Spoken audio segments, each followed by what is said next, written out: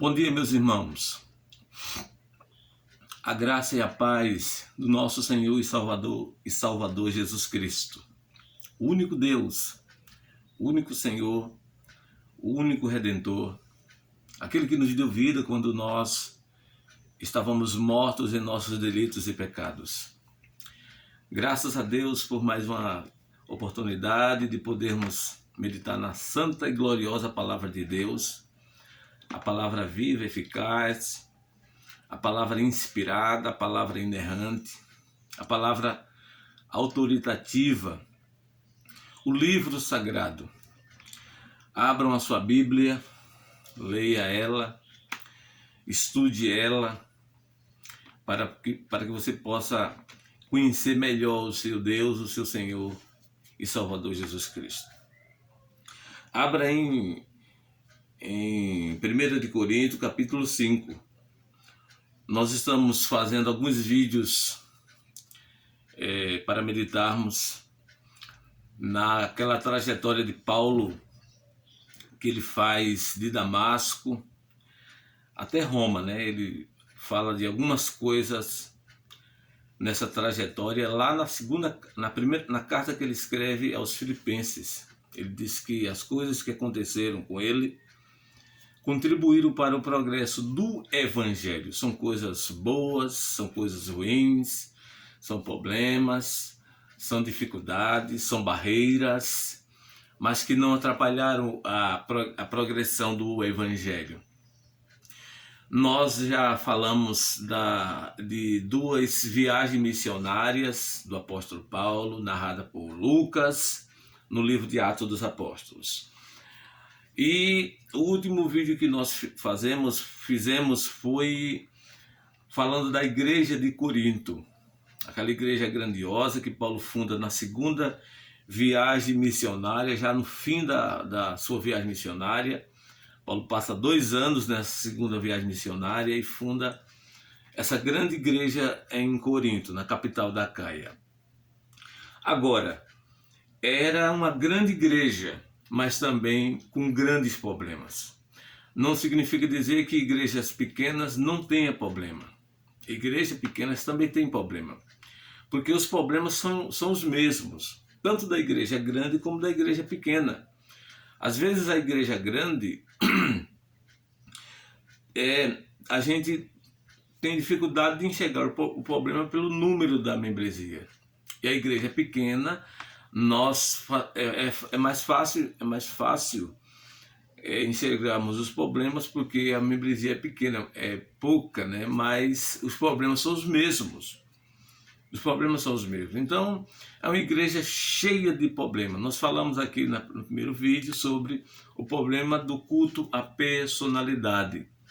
O culto em que as pessoas se dirigiam aos homens. As pessoas se dirigiam aos homens. E ali em Corinto tinha 4 grupos. O grupo de Paulo, o grupo de Pedro, o grupo de Apolo e finalmente o grupo de Cristo. A igreja está dividida. Paulo escreve 4 capítulos, 1, 2, 3, 4, para combater esse problema aí do culto à personalidade. Hoje nós vamos falar do capítulo 5. O capítulo 5 é um capítulo que fala de uma imoralidade que nem dentro da igreja, nem dentro do mundo, né, em que nós vivemos, tem esse tipo de coisa.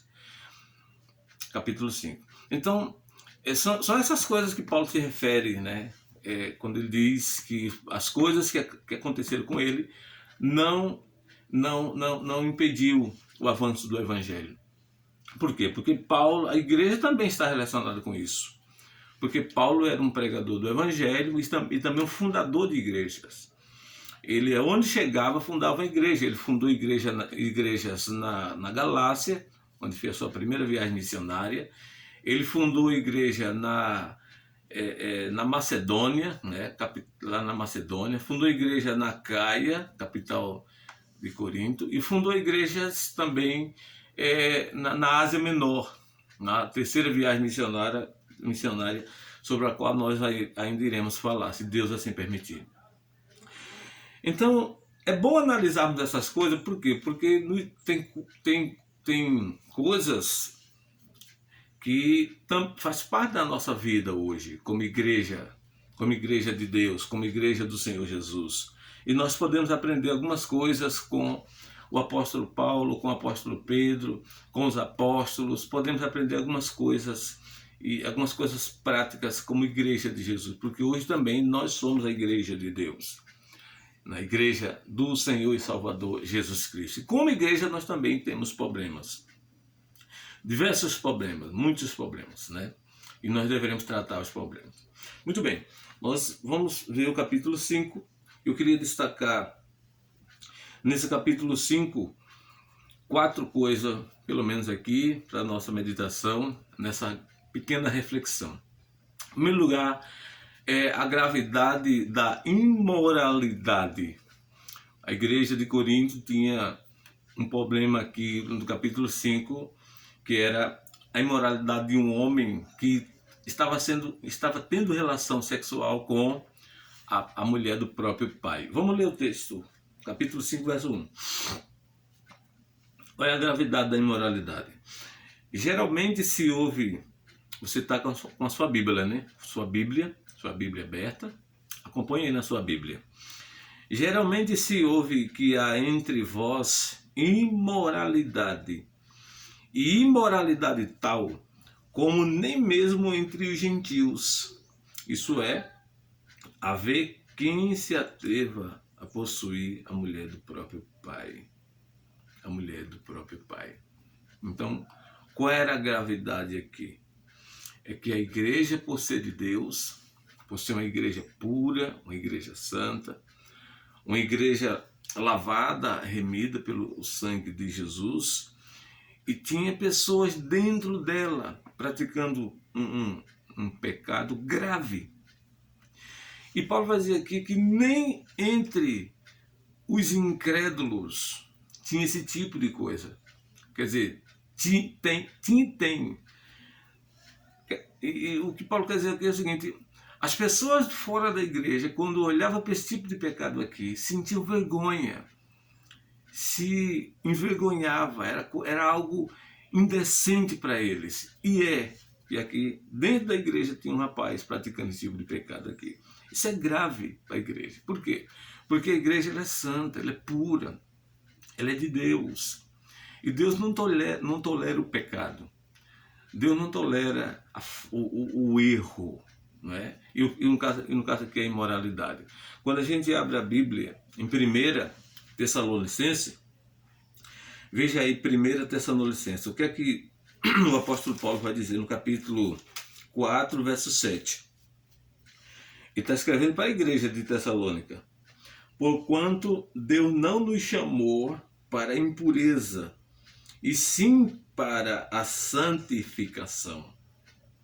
Então, Deus não nos chamou para a impureza, e sim para a santificação. Esse é a base, a prática da igreja, uma vida santa, uma vida de agiasmo, uma vida de pureza e não impureza. Então isso aqui era grave.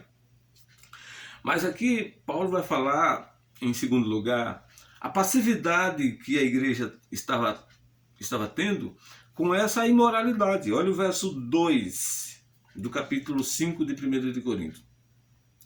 E contudo andai vós ensoberbecidos, e não chegasse a lamentar, para que fosse tirado do vosso meio quem tamanho traje praticou. Então Paulo vê que a igreja está passiva. A igreja ela aceita de bom grado isso aqui. A igreja não faz nada, a igreja acha normal. A igreja, em vez de lamentar, ela está aceitando esse tipo de coisa. Então, irmãos, a igreja não pode aceitar. Tanto a igreja de Corinto não deveria aceitar esse tipo de coisa, como a igreja do presente deve aceitar esse tipo de coisa. E a pergunta é: existe moralidade ainda na igreja hoje? É possível que sim. Por que é possível? Porque na igreja, tanto na igreja de Corinto, como nas igrejas do passado e a igreja do presente, existem dois tipos de pessoas dentro da igreja. O convertido, lavado e remido pelo sangue de Jesus, que passou por metanoia, que se arrependeu dos seus pecados, que foi lavado pelo poder do Espírito Santo através da pregação do Evangelho, e aqueles não convertidos, que a Bíblia chama claramente de joio no meio do trigo. Então, essa igreja tem esses dois tipos de pessoas hoje. Ela não terá no futuro, quando Jesus voltar. Quando Jesus voltar, ele vai fazer uma separação do joio do trigo. Vai levar o trigo para o seu celeiro e o joio vai lançar fora, vai queimar o joio. Então, enquanto a igreja estiver nesse mundo, ela terá esses dois tipos de pessoas. Então, os problemas também existirão. As imoralidades, os pecados encobertos, uma série de outras coisas.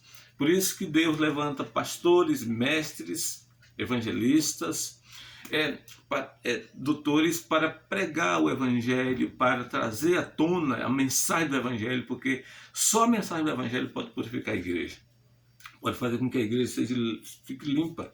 Então, a igreja não fez nada com o autor da imoralidade. A igreja fica orgulhosa com esse tipo de coisa. Não é coisa para nos orgulhar, irmão. É coisa para nos lamentar, é para que a gente lamente sobre isso aqui. No verso 6, Paulo vai dizer assim: não é boa a vossa jactância. Não sabeis que um pouco de fermento eleveda a massa toda? Um pouco de fermento eleveda a massa toda. Paulo usa aqui a figura do fermento. Então a igreja está calada, ela está passiva, ela aceita de bom grado aquilo ali. Não é bom. Não é bom. Por quê? Porque esse tipo de pecado aqui, já no Velho Testamento, na época do povo hebreus, era passivo de morte. De acordo com Levítico 18, verso 7, 8 e verso 29, era passivo de morte isso aqui. Se você pega o texto de Deuteronômio 22 e o verso 30, Moisés vai deixar claro que quem praticava o pecado de incesto era um pecado passivo de morte. Passivo de morte. Mas Paulo vai falar aqui também, primeiro ele está falando da gravidade da imoralidade, que nem mesmo entre os gentios se praticava. Segundo, ele está falando da passividade que a igreja teve em relação a esse pecado. Em terceiro, Paulo fala da sentença aqui.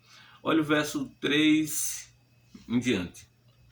Paulo vai dizer assim, verso 3 em diante: eu, na verdade, ainda que ausente em pessoa, mas presente em espírito, Paulo estava presente, através das informações que ele tinha da igreja, aqui pelo menos duas fontes de informações.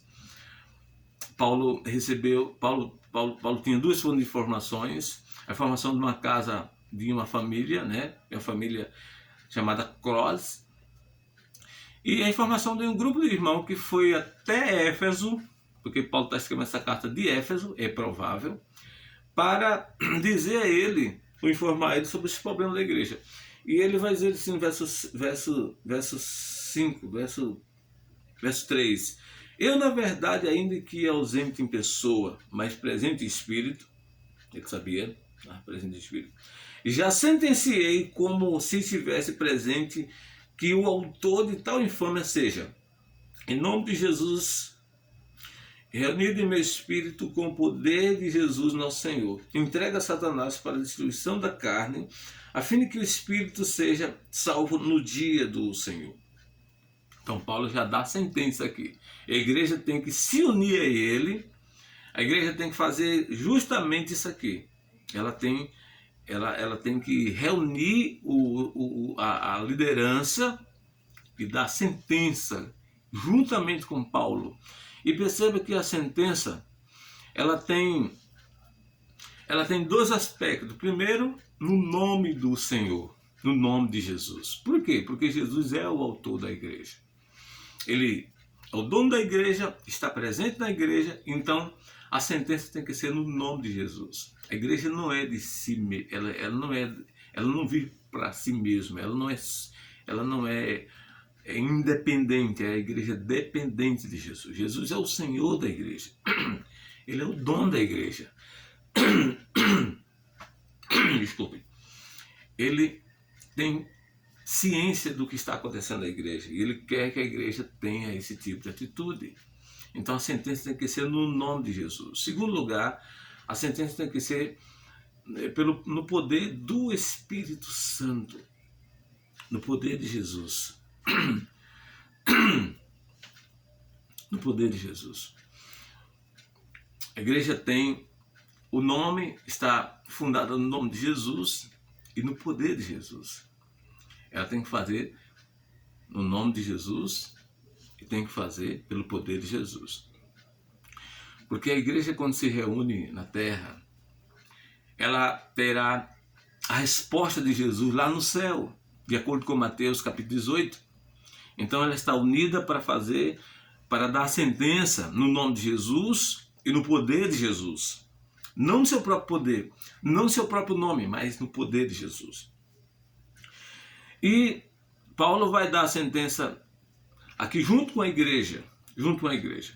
Agora, há um destaque aqui também no que Paulo sugere no texto, o que a igreja já deveria ter feito, né? Há um destaque interessante. O que é que a igreja já deveria ter feito? 5 coisas Paulo nomeia aqui. O que a igreja já deveria ter feito. Primeiro, a igreja deveria já ter lamentado. Olha o verso 2. O verso 2 diz assim: e não chegaste a lamentar. O lamentar aqui é aquele mesmo lamentar que Jesus se refere no Sermão do Monte, no capítulo 5, quando ele diz assim: bem-aventurados os que choram, porque serão consolados. O chorar aqui é pelo pecado, o lamentar é pela culpa. O lamentar é pelo pecado em si. É aquele choro de sepultamento, é aquele choro de velório. É o lamentar aqui amargamente pelo que está acontecendo. E não sentir orgulho, não sentir jactância pelo pecado. Então a igreja deveria ter lamentado. E é para lamentar mesmo. Já imaginou um fato desse, irmão, no nosso meio no dia de hoje? É para chorarmos dia após dia. Segunda coisa que a igreja já deveria ter feito é tirar do meio o ultrajante. Olha o verso 2 ainda. E fosse tirado do vosso meio quem tamanho ultraje praticou. Olha, que tamanho ultraje praticou. Tirar do meio, afastar a pessoa, disciplinar a pessoa. E terceiro é entregar Satanás. Olha o verso 5. Verso 5. Entrega Satanás para a destruição da carne, a fim de que o espírito seja salvo no dia do Senhor. O que é entregar a Satanás? No caso aqui, é tirar, separar aquele malfeitor do meio da membresia, do meio dos irmãos.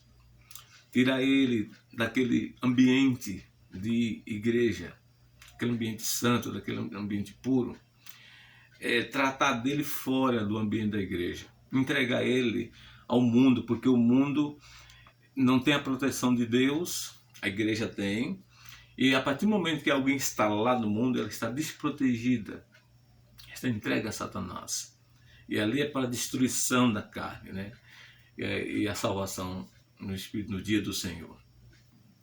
Mas a igreja também já deveria ter feito, em quarto lugar, lançar fora mesmo, verso 7, lançai fora o fermento velho. Lançai fora mesmo, irmãos. Não brincar, o pecado não é coisa que se brinque com ele. Nós não devemos brincar com o pecado. Em quarto lugar, a igreja já deveria ter expulsado esse malfeitor. No final do verso 13 ele vai dizer assim, no final do verso 13 ele vai dizer assim, expulsai, pois, dentre vós o malfeitor. Então a igreja deveria ter feito isso e ela estava passiva com esse tipo de pecado. Agora, qual foi o risco que a igreja de Corinto correu? Paulo vai citar aqui 2 riscos. Primeiro, a contaminação de toda a membresia com esse malfeitor dentro dela. Ele vai dizer no verso 6, assim: não é boa a vossa jactância. Não sabeis que um pouco de fermento eleveda a massa toda? Paulo usa aqui a figura do fermento como para representar o pecado.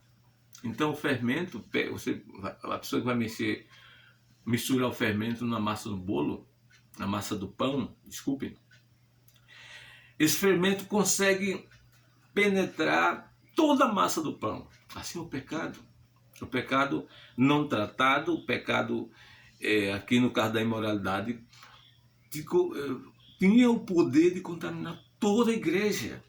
É como uma laranja podre no meio das laranjas boas. Se não tirar a laranja podre do meio das laranjas boas, ela consegue contaminar as demais laranjas. Então a igreja correu esse risco. Quando nós não tratamos os nossos próprios pecados, corremos o risco de contaminar todos os demais irmãos, não é? Mas a igreja correu outro risco aqui, que é de perder a capacidade de julgar aqueles de dentro. Olha o verso... Aí no verso 12, Paulo vai dizer assim: pois com que direito haveria eu de julgar os de fora? Não julgai vós os de dentro? Os de fora, porém, Deus os julgará. Então a igreja ela correu esse risco aqui de perder a capacidade de julgar. Por quê? Porque quando Paulo escreveu a sua primeira carta a essa igreja, que não é a primeira que nós temos aqui, a primeira que nós temos, a segunda que nós temos não é a primeira e não é a segunda. A primeira que nós temos é a segunda e a segunda que nós temos é a terceira. E nós não temos a primeira carta e a quarta. Nós não temos. Então Paulo escreveu a primeira carta para tratar justamente desse tipo de problema.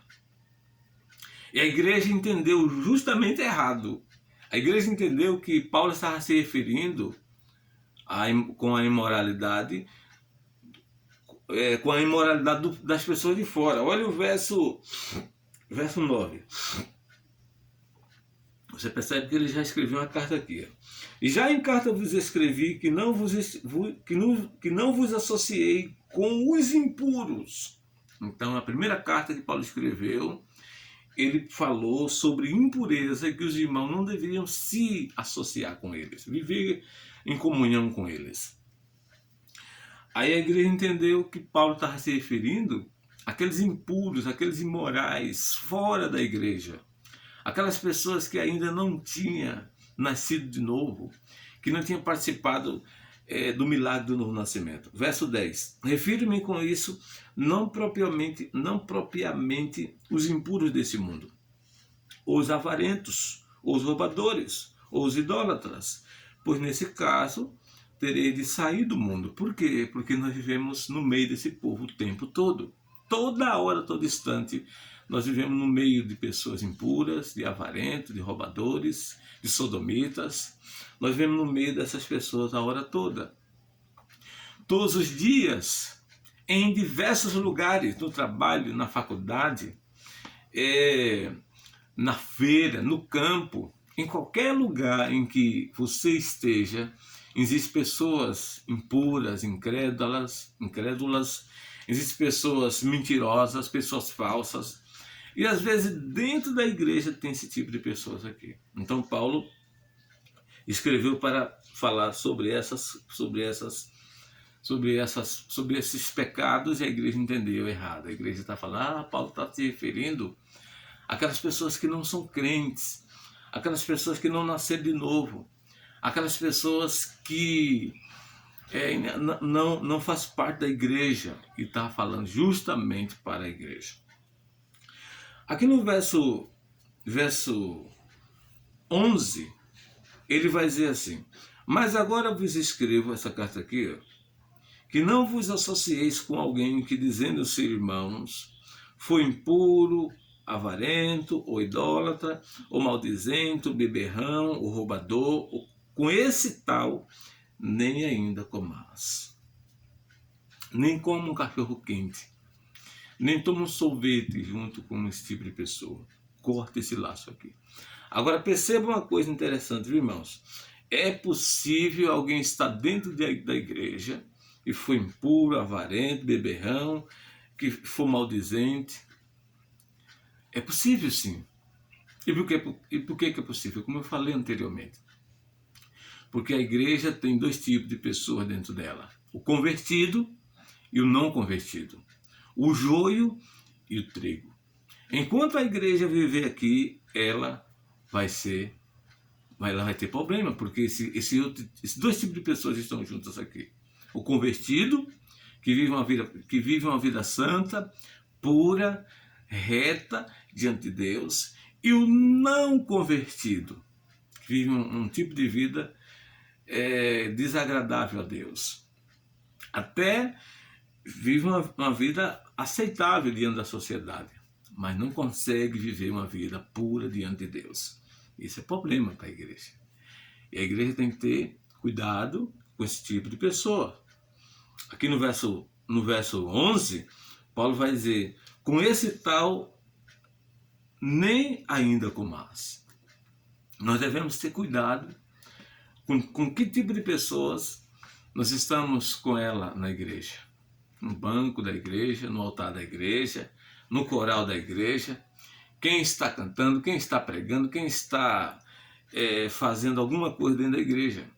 Temos que observar que tipo de pessoa é essa, para que a gente não incorra nos erros da igreja de Corinto, para que a igreja de hoje não seja passiva ao erro, ao pecado, à imoralidade e uma série de outras coisas. E perceba que Paulo vai falar aqui de outros tipos de pecados, não apenas da imoralidade, que a igreja deve tomar providência. Por exemplo, o maldizente, o beberrão.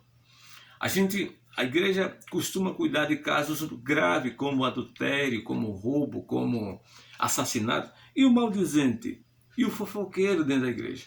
A gente não consegue ver esse tipo de punição no maldizente, no beberrão, no roubador. E Paulo vai dizer: com essas pessoas você não coma. Agora, para finalizar, Paulo ele propõe uma vida nova para a igreja. Aí no verso 7 e 8, ele propõe uma vida com Cristo, uma vida limpa, uma vida nova, uma vida sem o pecado. Aí no verso 7 ele vai dizer assim: lançai fora o fermento velho, para que sejais nova massa, como pois de fato sois. Olha, sem fermento. Falando para a igreja. Pois também Cristo, nosso Cordeiro Pascal, foi imolado. Aí, por isso, a razão, né? Celebremos a festa não com fermento velho, nem com fermento da maldade e da malícia, e sim com usarmos da sinceridade da verdade.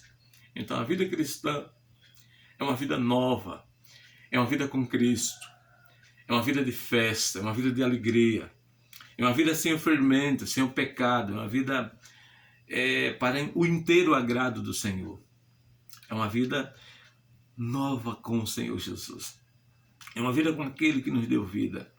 É uma vida com aquele que é o autor da vida, o autor e consumador da nossa fé, o Senhor Jesus.